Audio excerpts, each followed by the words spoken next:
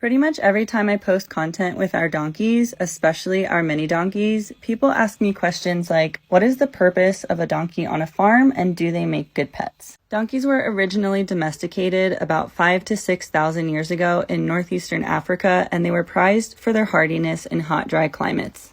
They could travel long distances with very little water, so their main role early on was pack animals, and then over time they were utilized in agriculture for things like plowing and pulling carts. The origin of mini donkeys is just a little bit different because they trace back to the Mediterranean islands of Sicily and Sardinia. They weren't largely used as pack animals, and although they can carry light loads, they were mostly used as farm helpers, and they worked in tight, rocky terrains where larger animals simply couldn't. Mini donkeys were first imported to America around the 1920s or 30s, and it wasn't so much for labor, but for companionship and breeding. They naturally have a gentle nature and they're very intelligent, so this makes them popular as pets, therapy animals, and livestock companions. And nowadays in America, donkeys really aren't utilized as workhorses anymore, at least not in the way that they used to be. They are often used as guard animals, so they protect other livestock like sheep or goats from predators since they're naturally territorial.